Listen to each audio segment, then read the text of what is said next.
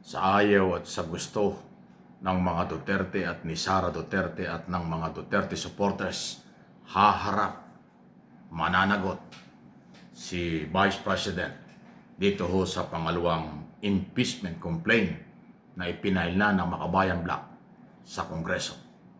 Natapos na po kasi ang 1-year bar o pagbabawal na lumampas sa isa ang impeachment complaint sa isang taon. Tapos na po yung unang 1 year. Kaya may nag-file na po at yan ho ang kakaharapin.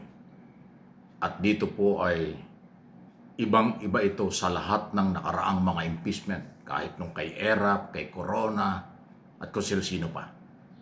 At yung unang impeachment ni Sara Duterte. Kasi yung pong mga impeachment kay Sara, dati, kay dating Pangulong ERAP, kay dating Chief Justice Corona at iba pa dyan, hindi ho natalakay sa Committee on Justice yung kabuuan at detalye ng merito ng ebidensya at kaso. Dahil numbers game ang nangyari. Pag may sapat na number, dilipat ka agad sa plenaryo for voting, for endorsement, ang article of impeachment. Ngayon hindi. Susundin po nila yung ruling ng Supreme Court na sa Committee on Justice, ilalatag na ang lahat ng ebidensya. Bibigyan ng kopya ng mga ebidensya ang lahat ng congressman. At sa loob ng 10 araw, kagaling sa Committee on Justice, dapat ma-endorso ng sa plenaryo at matransfer kaagad ang article of impeachment. Pero bago mangyari yon, ilalatag ang lahat ng ebidensya, testigo ng complainant at bibigyan ng pagkakataon si Sara Duterte ang akusasyon kung paano niya sagutin. In other words, kaya ibang-iba ito, sa committee pa lang lalabas na po ang lahat.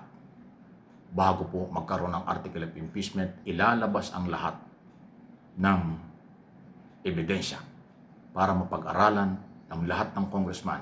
Hindi lang ng 38 membro ng Committee on Justice. Kung hindi, ang sabi ng Supreme Court, lahat ng membro ng Kongreso dapat may kopya ng complainant para kanilang maaral, masuri kung tama ba o hindi na sila'y sumuporta sa article of impeachment, maipasa sa Senado. Ganyan pong kasalimuot yan. Hindi katulad ng araw. Sa impeachment trial lang, sa Senado tinalakay yung detalye ng ebidensya laban kay Sara, laban kay ERAP noon at laban kay Corona. Yun po yun. Ngayon hindi. Sa Kongreso pa lang, lalabas na ang lahat. Ayun. Dito sa bagong impeachment. Ayan, abangan ninyo. At related pa rin sa controversial na ruling ng Supreme Court, meron nga bang napipinto ng constitutional crisis sa ating bansa? Mabigat yan. Kasi sinasabi ho ni Congressman Chowa ng Maynila, abogado po yan, chairman ng Blue Ribbon Committee ng Congress. Pag dito sa magkaibang paniniwala ng Kongreso at Senado, hindi nagkasundo, nandun yung crisis. Kasi ang importante kung ano sinasabi ng saligang batas.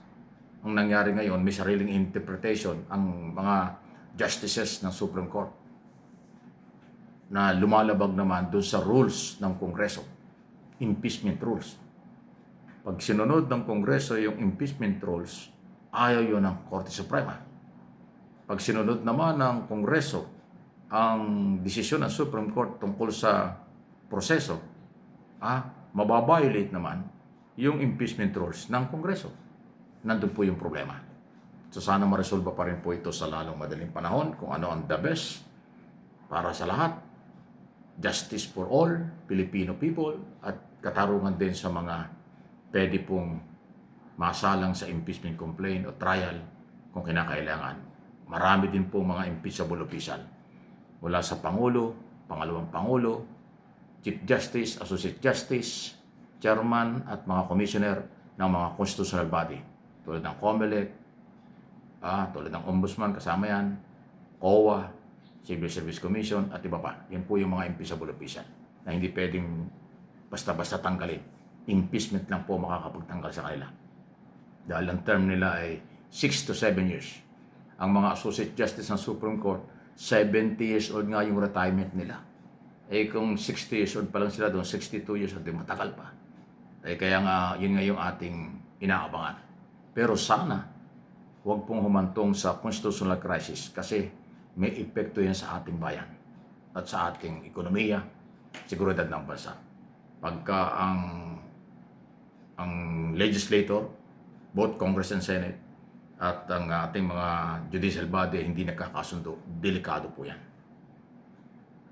Ang gumagawa ng batas, Kongreso at Senado, legislator. Ang Supreme Court, trabaho lang nila, isa sa mga trabaho nila ay yung sumuri kung naaayon sa batas, sa saligang batas, ang paggawa ng batas. Kung naaayon ba sa batas at saligang batas, ang implementation ng batas. Ganun po ang trabaho ng arbiter, parang ganun. Final arbiter. Kaya nga kung tama man o mali ang desisyon nila, sila nasusunod. So, ganun po ang sitwasyon. Sana ay hindi masyadong lumala ito at magbigayan o mag-usap. Ako parang ikaw, kaya naman mag-usap yan. Kasi sabi ni Senador Tito Soto, gusto niya kausapin ng Kongreso. Dahil pabor na sila magkaroon ng charter change. Hindi talaga pwede kasing pakialaman ng kahit sino ang saligang batas. Ang Kongreso lang ang merong authority na ito ay baguhin sa magitan po ng CONAS o Convention, CONCON, or People's Initiative. Hindi pwedeng kahit sino pwedeng baguhin ito. Delikado po yan. Under 1987 Constitution, ang Philippine Congress lang ang pwedeng yan ang proseso ng pag-aamin, pagbabago ng batas, especially saligang batas. Ayan. Okay? Samantalan ako talaga naman, pagka ganito ang mga pinag-uusapan, naalaala ko talaga yung kalagayan ng mahihirap. Hirap na hirap talagang makuha ang katotohanan at katarungan. Justice sa ating bansa, problema talaga. Justice system, mahina talaga. Malaking problema ito. Yung ating justice system, napupolitika, nagpapalakasan pa, ang pinakamasaklap, nagkakalagayan pa. Sa justice system, mayroon din korupsyon, mayroon din politika, mayroon din palakasan, kampihan. Yan po yung masama. Hindi tayo katulad sa ibang bansa. Sa ibang bansa, walang ganyan. Ang lalabag sa kanilang sistema, kahit malaking tao, pananagutin, kakasuhan. Dito lang po sa atin talaga ang problema ito. Laging may kulay politika at kampihan. Kung yan lang ang mababago, ang mahihirap ay totoong makakaramdam ng tunay na katarungan. At lalabas ang katarungan kung pantay-pantay lang.